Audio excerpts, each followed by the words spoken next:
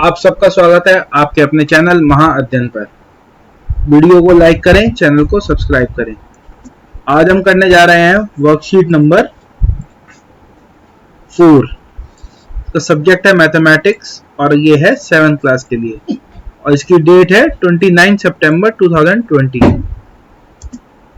हमारा आज का टॉपिक है रिप्रेजेंटेटिव वैल्यू मतलब bar graph. Today we learn how to represent data in pictorial form like bar graph, pictograph, etc. आज हम पढ़ेंगे बार ग्राफ के बारे में। ये शुरू करते हैं यहाँ से फर्स्ट क्वेश्चन, फर्स्ट एग्जांपल जो हमें दिया हुआ है। Class teacher mister R K Jain of class 7 find that the number of students who completed the worksheet in each day of week. ये हमें यहाँ पे डाटा दिया हुआ है, ये डेज, ये नंबर ऑफ स्टूडेंट्स। अब ये क्या है, ये कितने बच्चों ने वर्कशीट कंप्लीट करी। मंडे को 34 ने, ट्यूसडे को 28 ने, वेडनेसडे को 45 ने, थर्सडे को 48 ने, फ्राइडे को 39 ने, सैटरडे को 35 ने। He wants to make bar graph. अब जो आर के जैन टीचर जो है क्लास टीचर, वो बार ग्राफ बनाना चाहते हैं। तो बार ग्राफ बनाने के लिए क्या क्या करना चाहिए, क्या क्या करते हैं, इसके लिए स्टेप्स हमें यहाँ दिए हुए हैं। कलेक्ट योर डाटा, डाटा हमारे पास है। Draw X axis and Y axis. अब एक्स एक्सिस और वाई एक्सिस क्या होती है, देखिए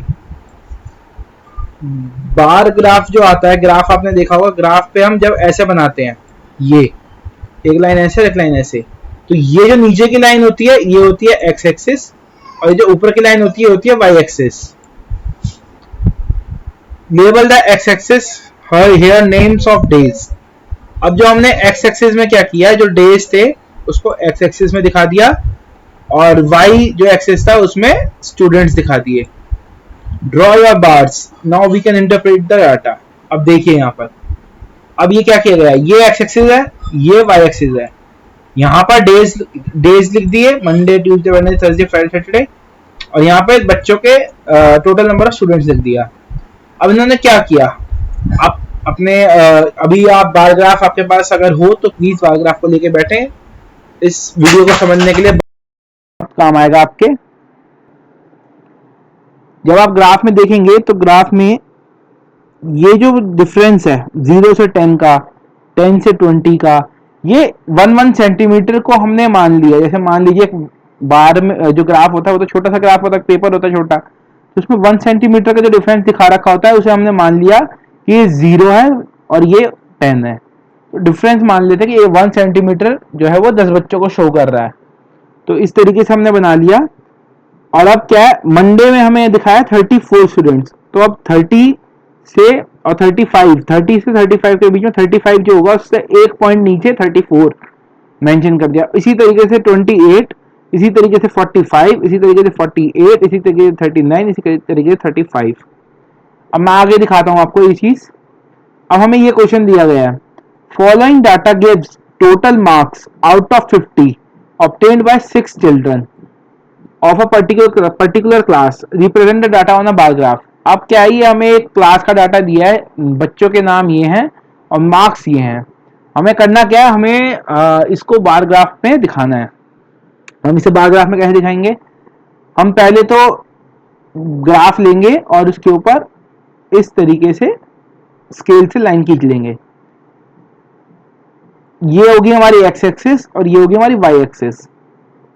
ठीक है बच्चों, उसके बाद हम एक्स एक्सिस में जो नीचे का पोर्शन है इसमें नेम लिख देंगे, जो नेम शो करेंगे, और यहाँ पे लिखेंगे नेम और यहाँ पर लिख देंगे हम मार्क्स।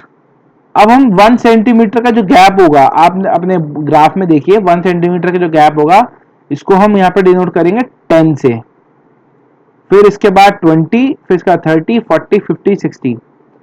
उसके बाद यहाँ पे A, B, C, D, E, F। अब मैं आपको दिखाता हूँ, एक छोटा सा ग्राफ मैंने बनाया है, ये देखिए, ये आपको क्लियरली दिख रहा होगा। यहाँ हमने 5 का गैप ले लिया क्योंकि हमें 50 तक चाहिए था, और अगर हमारे ग्राफ में आ सकता है तो हम 5 का गैप भी ले सकते हैं। अब हमने 1 सेंटीमीटर के गैप को मान लिया, 0 से लेके 5 का डिफरेंस, 5 तक 10, 15, 20, 25, 30, 35, 40, 45, 50। अब A, B, C, D, E, F, equal distance पे बनता है ये हमेशा, जो इनके बीच में डिस्टेंस होता है इक्वल डिस्टेंस होता है, बराबर का डिस्टेंस होता है। अब ए वाला हमें क्या दिखाया 25, तो हमने 25 तक लाके ए वाले का इस तरीके से बना दिया। कैसे बनाते हैं हम इसको, ये स्ट्रेट स्ट्रेट ऐसे जाएगा, उसके बाद ये बन गया। उसके बाद यहाँ से बी वाला मान ली 36 है, 36 वाला थोड़ा सा ऊंचे यहाँ पे जाएगा, बन जाएगा 36, 35 से थोड़ा सा ऊपर आएगा तो यहाँ बना दिया। इसी तरीके से 42, इसी तरीके से 29, इसी तरीके से 39, इसी तरीके से 45। आप लोग एक बार अपना ग्राफ, इस वाली एक्टिविटी को करने के लिए, इस वाले क्वेश्चन को करने के लिए आपके पास ग्राफ होना बहुत जरूरी है। ग्राफ आपके घर में नहीं है तो आप खरीद लीजिए, बाहर से आप मंगवा लीजिए अपने घर वालों से, पापा मम्मी या बड़े भाई से, जिससे भी, और मंगवा के और ग्राफ पे जरूर कीजिएगा इस क्वेश्चन को, आपको ग्राफ में अच्छे से समझ में आएगा। उसके बाद नेक्स्ट क्वेश्चन देखते हैं। 200 students of 6th and 7th classes were asked to name their favorite color so as to decide upon what should be the color of their school building। अब क्या हुआ, 200 बच्चे, जो छठी और सातवीं के 200 बच्चे से उनसे पूछा गया कि उनका फेवरेट कलर क्या क्या है, जिससे कि स्कूल की बिल्डिंग कलर करानी थी, तो बच्चों के जो फेवरेट कलर होंगे उसी से कलर कराई जाएगी, ये डिसाइड किया गया। तो हमारे पास बच्चों का 200 बच्चों का डाटा ये आया, colour red, brown, blue, black, pink, और नंबर ऑफ स्टूडेंट, जैसे 43 बच्चे रेड पसंद करते हैं, 55 बच्चे ब्राउन, 19 बच्चे ब्लू, 49 बच्चे ब्लैक, 34 बच्चे पिंक।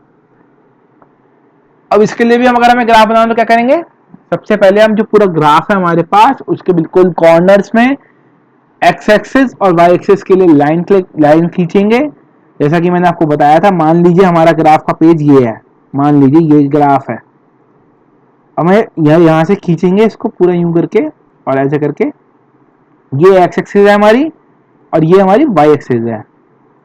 हमें एक्स एक्सिस को रखना है कलर्स और वाई एक्सिस को रखना है हमें नंबर ऑफ स्टूडेंट्स। उसके बाद मैं आपको ग्राफ दिखाता हूं, मैंने बनाया ग्राफ, ये देखिए। अब हमें सेंटीमीटर्स जो था, 1 सेंटीमीटर को हम 10 का गैप मानेंगे, 0 से 10, 10 से 20, 20 से 30, 30 से 40, 40 से 50, 50 से 60, क्योंकि हमारे पास मैक्सिमम 55 है इसलिए हम 60 तक लेंगे इसको। उसके बाद colour red, brown, blue, black और पिंक। अब हम 43 बच्चों पे रेड दिखाना है, तो 40 से ऊपर आएगा 43, तो 40 से 3 पॉइंट ऊपर देंगे, 43 यहां तक आ जाएगा। उसके बाद 55 ब्राउन, उसके बाद 19 ब्लू, ब्लैक 49 तक और पिंक 34 तक। अब हम आराम से देख सकते हैं, समझ में तो हमें यहाँ पे भी आ रहा था कि 55 बच्चे ब्राउन में हैं ज्यादा, पर हमें कहा गया कि बार ग्राफ बनाना है, तो बार ग्राफ से देखना है, तो हम आराम से देख सकते हैं सबसे ऊंचा वाला जो है ये है, और ये है ब्राउन कलर। तो स्कूल किस कलर का पेंट होगा, ब्राउन कलर का। उम्मीद करता हूँ आपको समझ में आ गया होगा। अगर किसी बच्चे को कोई इश्यू हो या किसी को ना समझ में आया हो तो प्लीज कमेंट सेक्शन में मेंशन कर दें, मैं बार ग्राफ के लिए एक अलग से वीडियो बना दूंगा अगर आपका कमेंट सेक्शन में मेंशन आता है कि आपको समझ में नहीं आया है तो। और जिन बच्चों ने चैनल को सब्सक्राइब नहीं किया है, प्लीज चैनल को सब्सक्राइब जरूर करें। आपको इसी तरीके से हेल्पफुल वीडियोस और इम्पोर्टेंट वीडियोस आपको मिलती रहेंगी। ये वीडियोस सिर्फ आपके लिए बनाई जाती हैं, जिससे कि आप लोग जो वर्कशीट कर रहे हैं उसको करने में कोई परेशानी ना हो, और जो आपके स्कूल के बुक्स के चैप्टर्स हैं उनको भी हम आने वाले वर्कशीट्स में वीडियोस में समझाएंगे, उनको भी हम आने वाले टाइम में कराएंगे, जो आपके एनसीईआरटी बुक्स हैं उनको।